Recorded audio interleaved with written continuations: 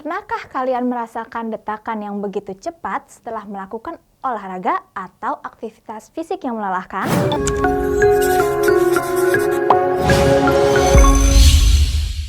Halo teman-teman, Sofia di sini.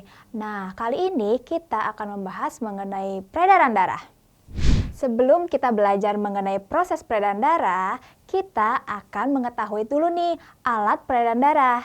Alat peredaran darah ada dua, yaitu jantung dan pembuluh darah. Yang pertama akan kita bahas adalah jantung. Jantung adalah organ yang berfungsi memompa darah. Jantung memiliki peran yang begitu penting bagi tubuh. Jika jantung berhenti berdetak, tentunya makhluk hidup kemungkinan besar akan mati. Ciri-ciri jantung antara lain, pertama, jantung terdiri dari 4 ruangan, yaitu serambi kiri, serambi kanan, bilik kiri, dan bilik kanan. Yang kedua, antara serambi kiri dan bilik kiri terdapat katup berdaun 2 atau valvula bicuspidalis. Yang ketiga, antara serambi kanan dan bilik kanan terdapat katup berdaun 3 atau valvula tricuspidalis. Yang keempat, keadaan jantung yang sedang berkontraksi atau mengepis mengakibatkan tekanan jantung maksimum yang disebut dengan tekanan sistol. Dan yang kelima, keadaan jantung yang sedang relaksasi atau mengendur mengakibatkan tekanan jantung paling rendah atau minimum yang disebut dengan tekanan distol. Selanjutnya adalah pembuluh darah. Pembuluh darah terdiri atas pembuluh darah nadi atau arteri, pembuluh balik atau vena, dan pembuluh kapiler. Pertama, pembuluh nadi atau arteri. Fungsi arteri adalah untuk mengalirkan darah keluar dari jantung.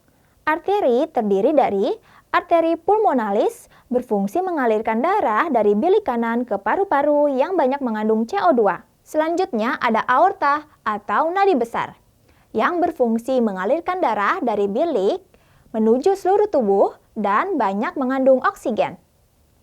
Yang kedua ada pembuluh balik atau vena.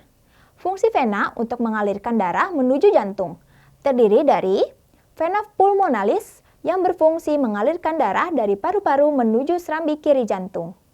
Lalu ada vena cava superior berfungsi mengalirkan darah dari tubuh bagian atas. Lalu yang terakhir ada vena cava inferior, berfungsi membawa darah dari tubuh bagian bawah. Yang ketiga ada pembuluh kapiler. Pembuluh kapiler merupakan pembuluh darah yang sangat halus dan langsung berhubungan dengan sel-sel jaringan tubuh. Pembuluh kapiler menghubungkan ujung pembuluh nadi terkecil atau arteriola dan ujung pembuluh vena terkecil atau venula. Berikut ini adalah tabel perbedaan pembuluh arteri dan pembuluh vena. Setelah mengetahui alat peredaran darah, sekarang kita akan membahas mengenai proses peredaran darah. Proses peredaran darah terbagi menjadi dua, yaitu proses peredaran darah kecil dan proses peredaran darah besar. Yang pertama ada peredaran darah kecil. Peredaran darah kecil adalah peredaran darah dari jantung ke paru-paru dan kembali ke jantung. Urutan perjalanannya adalah dimulai dari bilik kanan jantung, menuju arteri pulmonalis, menuju paru-paru, menuju vena pulmonalis, dan berakhir di serambi kiri jantung. Yang kedua ada peredaran darah besar. Peredaran darah besar adalah peredaran darah dari jantung ke seluruh tubuh dan kembali ke jantung.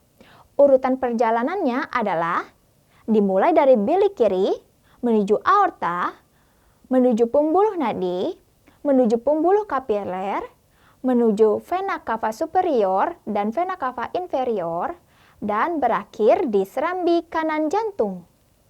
Berdasarkan pertanyaan di awal, kenapa jantung berdetak lebih cepat dan kencang setelah melakukan aktivitas fisik, adalah karena jantung harus mengedarkan oksigen lebih banyak melalui darah yang dibutuhkan oleh bagian tubuh. Nah, gimana teman-teman? Udah paham? Sebelumnya kita ulas balik ya apa saja yang telah kita pelajari. Yang pertama ada alat peredaran darah terbagi menjadi dua, yaitu jantung dan pembuluh darah. Nah, jantung ini terdiri dari 4 ruang, yaitu bilik kiri, bilik kanan, serambi kiri, dan serambi kanan. Lalu ada pembuluh darah yang terbagi menjadi 3, yaitu pembuluh nadi atau arteri, pembuluh balik atau vena, dan pembuluh kapiler. Selanjutnya ada proses peredaran darah yang terbagi menjadi 2. Yang pertama ada peredaran darah kecil yang dimulai dari bilik kanan jantung, lalu arteri pulmonaris, paru-paru, vena pulmonaris, dan serambi kanan jantung. Selanjutnya ada peredaran darah besar yang dimulai dari bilik kiri, aorta, pembuluh nadi, pembuluh kapiler, vena cava superior, dan vena cava inferior. Lalu yang terakhir berakhir di serambi kanan. Nah, ini dia teman-teman pembahasan kita kali ini mengenai peredaran darah. Dan jangan lupa untuk terus saksikan video-video menarik kita lainnya hanya di sekolahan.com. Ilmu untuk